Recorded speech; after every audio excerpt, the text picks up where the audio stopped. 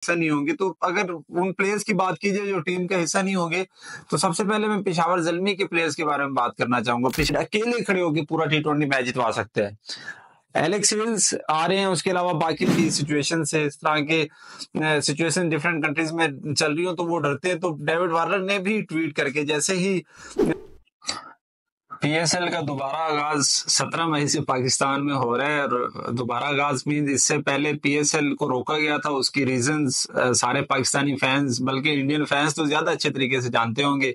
अब तो Indian media के ऊपर बिल्कुल पीएसएल और साथ ही साथ पाकिस्तान को डिस्कस ही नहीं किया जाता। इंडियन मीडिया, जो इंडिया के यूट्यूब चैनल्स हैं जहां पे बैठ के वो पाकिस्तान के खिलाफ बातें करते थे, उन प्लेटफॉर्म्स पे पाकिस्तान के खिलाफ वो बोल ही नहीं सकते, क्योंकि पाकिस्तान ने सही तरह उनकी बोलती बंद की। और उसके बाद अब जैसे ही सीज फायर पे आए हैं, तो फिर दोनों कंट्रीज ने अपनी लीग्स, जो पाकिस्तान में पीएसएल चल रहा था, वहां पे आईपीएल चल रही थी, तो दोनों कंट्रीज ने फोकस किया कि अपनी लीग्स को दोबारा से स्टार्ट किया जाए, क्योंकि ड्यूरिंग टूर्नामेंट ही उसकी ब्रेक लगा दी गई थी। और उसकी रीजन ये थी कि मुल्की हालात इस तरह के थे। अब हम बात करना चाहेंगे पीएसएल के बारे में। पीएसएल जो 17 मई से स्टार्ट हो रही है, सिर्फ एक दिन बाकी है।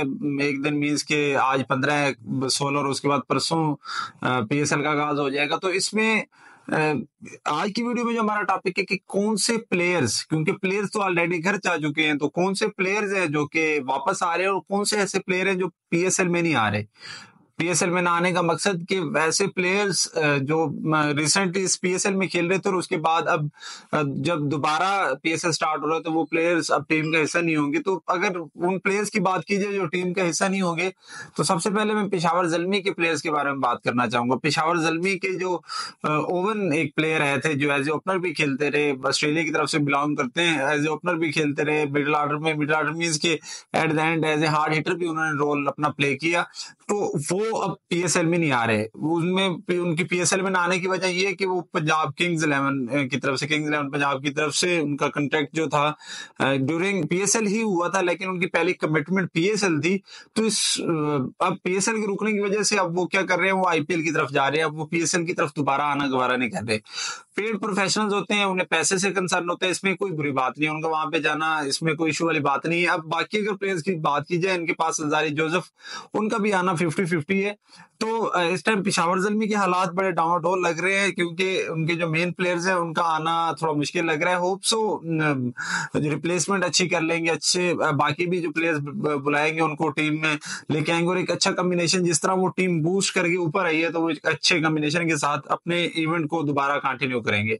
अब एक ऐसा प्लेयर जिसके बारे में मैं जरूर बात करना चाहूंगा, इस्लामाबाद यूनाइटेड की तरफ से वापस आ रहा है। वो प्लेयर कौन है? क्योंकि लग ऐसे रहा है कि जो यूएसए के एक प्लेयर थे घोष, वो मुश्किल लग रहा है कि वो वापस हैं।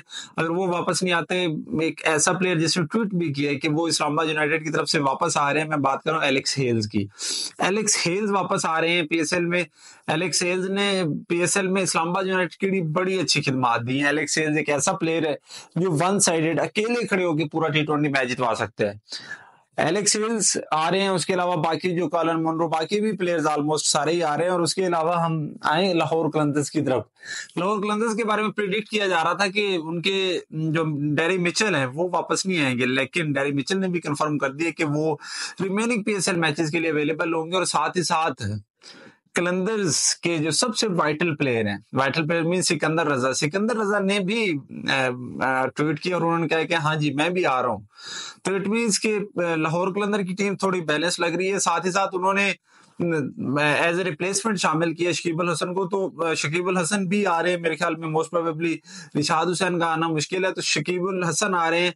उनका टीम में आना लाहौर कलंदर्स के लिए अच्छा होगा। बाकी सबसे बड़ी जो न्यूज है, सबसे बड़ी न्यूज ये है कि डेविड वार्नर ने भी वापसी का ऐलान कर दिया। डेविड वार्नर, क्योंकि ऑस्ट्रेलियन सबसे ज्यादा इस तरह की सिचुएशन से, इस तरह के सिचुएशन डिफरेंट कंट्रीज में चल रही हो तो वो डरते हैं। तो डेविड वार्नर ने भी ट्वीट करके, जैसे ही कराची किंग्स की यानी कि उनके ट्विटर अकाउंट की तरफ से ट्वीट किया गया, और ऑफिशियल ट्विटर अकाउंट की तरफ से, तो उसके अगेंस्ट डेविड वार्नर ने भी ट्वीट किया, रिस्पॉन्ड किया कि हाँ जी मैं जरूर आऊंगा। तो लग ऐसे रहे कि कुछ ज्यादा गैप नहीं आना वाला प्लेयर्स के हवाले से। गैप मीन्स के इतना नहीं होगा कि बड़े बड़े प्लेयर्स ही ऐसे इस पीएसएल के रिवाइवल में नहीं आएंगे वापस।